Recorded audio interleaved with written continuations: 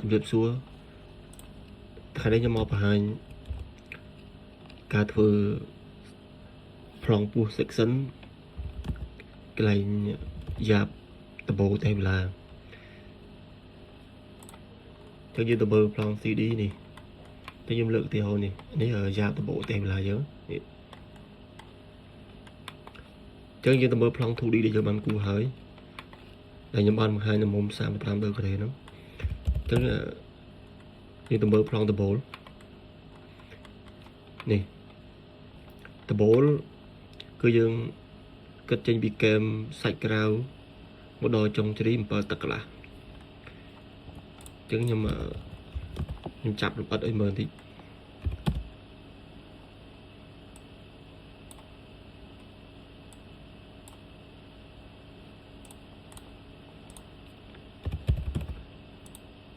អានេះទីតាំងកស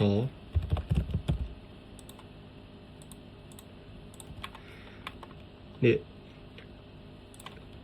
យើងគិតពីកែមទៅ7ទឹកកន្លះបើយើងចាប់ពីអក្សរទៅវា8ទឹកកន្លះចឹងកន្លែង2ទឹកកន្លះហ្នឹងគឺជាជ្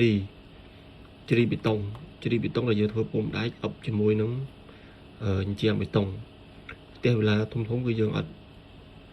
រៀបអត់ចាប់ជ្រីទេគឺយើងចាក់បេតុងអញ្ចឹងកន្លែងលេខ100នេះគឺបេតុងប្រឈដែលយើងអប់ជាមួយជ្រី4ទឹកនេះជាប្រឡាស់ដែលនៅសល់2ទឹកនេះគឺជាសនឹងធ្នឹមអញ្ចឹងកន្លែងនេះប្លង់មួយពីលើអញ្ចឹងយើងទៅមើលប្លង់ section របស់គ្នានេះអញ្ចឹងខ្ញុំលើកឧទាហរណ៍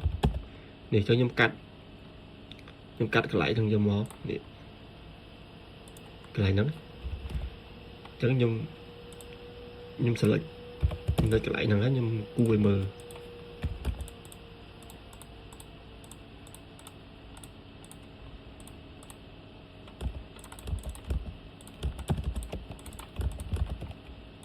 នេះអញ្ចឹងខ្ញុំលុបចោលសិន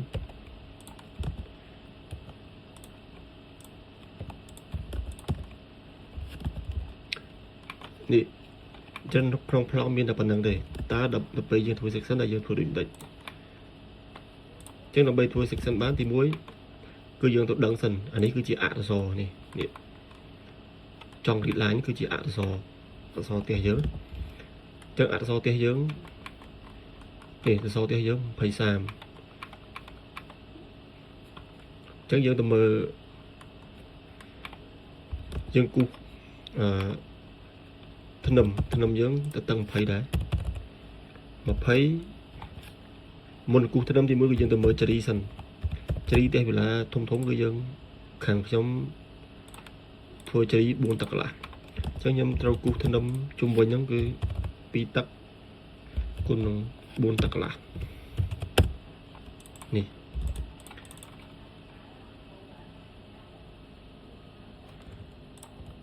2ទឹក4ទឹកកន្លះចឹងខ្ញុំដូរពណ៌នេះសិន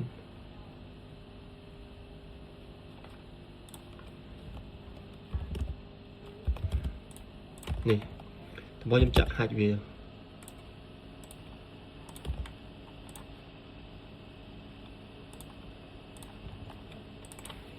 ខ្ញុំចាក់ហាច់វាហើយនេះខ្ញុំត្រូវមូលខ្នងធ្នឹមនេះដាក់មកវិញនេះយើងត្រូវមូលខ្នងធ្នឹមនេះមកដាក់នៅខ្នង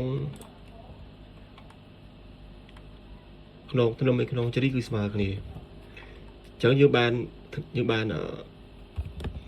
មកកាត់ធ្នឹមតមកជ្រី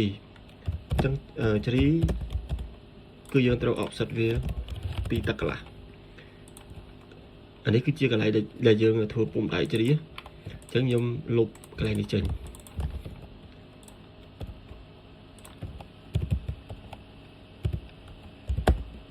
តមកខ្ញុំបង្កើត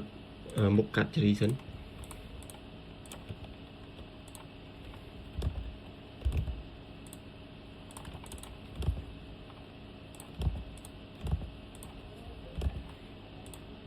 នេះមុខកាត់ជ្រីនេះមុខកាត់ជ្រីដែលខ្ញុំចង់បាននេះអញ្ចឹងខ្ញុំដាក់មុខកាត់ជ្រីមកអានេះគឺជាជ្រីបេតុង chứ chỉ bị tông dân tự ập chỉ mùi chia bị tông dạng mấy từ chuột chứ đi mùi anh đi non thân ấm anh đi bà thân nằm chứ thì dân tự một cả plong xe tô tập bồi tiệt plong xe tô tập cứ dân mà đã mà bà thân nằm chứ nhưng chạy với ta cũng đang tập hàn ái nè tôi bây giờ tiền với ở đó kem chỉ anh ấy thân nằm bê tông anh ấy plong xe anh ấy chỉ các chỉ dân mình ai chặt ấp chẳng bàn thì chặt chuột thế chắc như tôi một cả chia bê tông bồi tiệt nè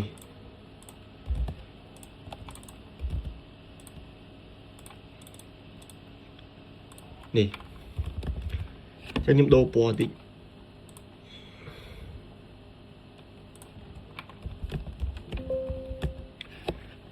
cái lại đi thân nằm tọt máu plong xe tọt máu chia bê tông bây giờ chặt to tất cứ dân chặt rụp riêng pan đi tục hài tọt máu dân vào đầu đại tục nó lại nè nằm bấy bây giờ chặt cho lý cứ dân vô bụng đại máu cứ dân ập chìm ngôi lần chia bê tông nâng giờ đặt ai cái lại thì chia ắt bàn thì chia ắt anh chơi bê tông cứ mình ai xi khi thế chân càng trong thứ cứ thứ chặn chia bê tông chân nhầm chặt cái này đấy là lại đấy cho mình chiang đi bận phầy chẳng nhom lục đi tròn tí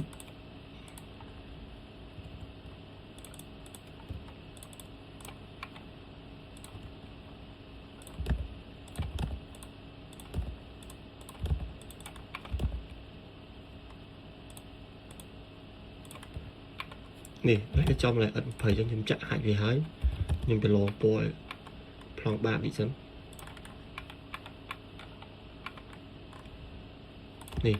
anh lên chia ắt tiếp tôi là đấy anh ấy làm chỉ crom giáp bố vì sao lại cứ dương chạy bê tông cứ dương bị thân nằm bị mà sao bị hết dương bị liệp thân nằm rồi dương bảy chấm bụng như thế trong bang này nó cứ dương roca chặn bạt plong xế anh được bạt thân nằm cứ smart này tọt máu anh ấy cứ chia line cái bường này line cái bường này có khiêu ạ chứ nhầm chập mồm về mớ nè chứ mồm với sam sắp làm được để chẳng đồng bay đằng pika kron đại từ bộ bán thì mua gì cứ dương tao đằng kết bị trong trì ở dương vay mồm sang làm được để tới nó cứ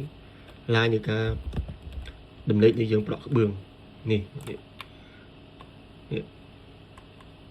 trong cho món nhom sạch lại biết nhom ọc sạch với bầy hồn nhưng vô bầy hồn hái nhưng vô một phẩy pram mà phẩy pram hái nhưng vô phải sập anh nó cứ tuồng chẳng nhom cắt ở mớ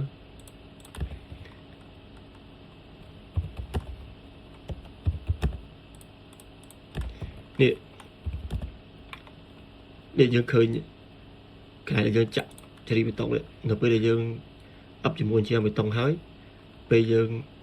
đi tuôn xài pát đại này nâng trong cái bường chắc cái việc con là lời chỉ đi bê tông đấy nó bây giờ tuôn việc bàn còn lừa thân ấm chân dương đầu cả dương trong thì ắt cho mình các bạn dương đã tìm một chỗ các bạn chứ nhưng mà cả tìm xài pad cái chỗ muối bây trô từ một bát vía cho nhầm đã cực bị sạch kèm kháng cào này tôi nói dương tiền về mà anh ấy cắt vào thay chẳng đấy cắt vào thay với dương co tu mùi mới muối trùng bình là bấy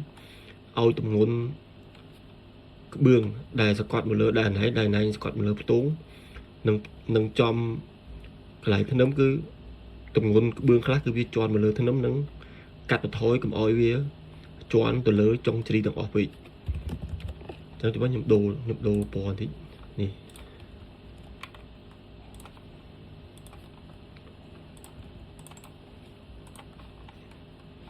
những đạo tọt đại đi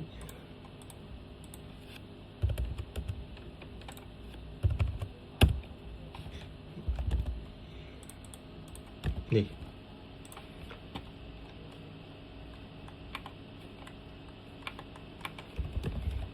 ចឹងបន្ទាប់មកខ្ញុំចាប់ខ្នាត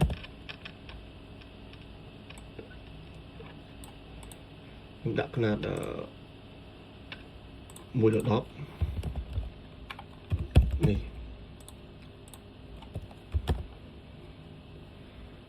1 លើ 10 វាតូចតិចខ្ញុំដាក់1 លើ 25ខ្ញុំកែ color តិច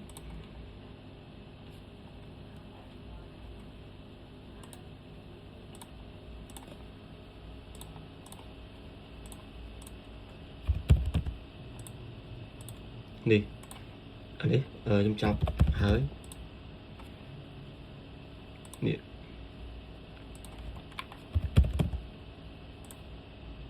យើងគិតពីកែមខ្ញុំទៅនេះគឺ7 ទឹកកន្លះចឹងផ្ទះវេលាខាងខ្ញុំគូប្លង់សាងសង់គឺខ្ញុំគិតពីសាច់ក្រាដល់កែមជេរីគឺ7 ទឹកកន្លះតោះមកយើងចាប់កពុះជេរីនេះកពុះជេរី4 ទឹកកន្លះចឹងក្នុងធ្នឹមក្នុងជេរីគឺស្មើគ្នារូបរាងជេរីតាមតម្រូវការយើងចង់បានអីយើងគូសជេរីម៉ូតហ្នឹងក៏បានអានេះជេរីរបស់ខាងខ្ញុំតោះមកយើងចាប់មើលពីលើម្ដង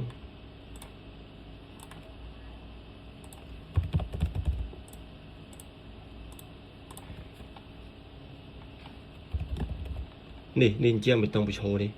ដែលយើងត្រូវបដោះដៃទុកដើម្បីចាក់ជេរីនោះចានេះគឺជាដៃប្លង់សេដែលយើងចាក់ម្ដងទឹក